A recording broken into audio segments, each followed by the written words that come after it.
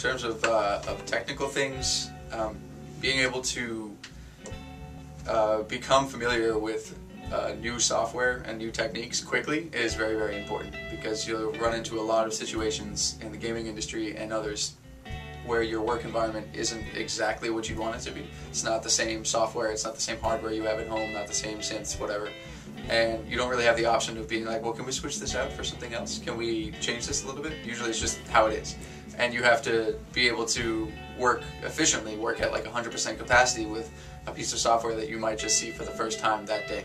And so being able to look at something and like a new DAW, a new soft synth, anything like that, and just analyze it and learn about it as fast as possible is very helpful when you get into the workplace. That being said, your overall philosophy on how you handle certain situations, like a certain mix, shouldn't change drastically. For me, it's all about, when I'm handed a mix, if I have to do something, my philosophy is always kind of building the mix from the bottom up. And that's something that no matter what software I use, I can always go back to.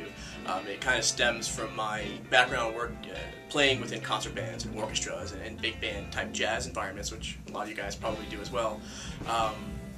These kind of bands are not amplified through mixing boards, right? You sit in a concert hall with a 100-piece band, it's up to the band to control their mix. And they do that by kind of the pyramid example of you work from the bottom up, where the bottom end kind of fills in and makes the foundation for the entire band, and as you move up to the top, the brass instruments, the trumpets, and the flutes, they start to dwindle a little bit to kind of make this great foundation of a triangle effect.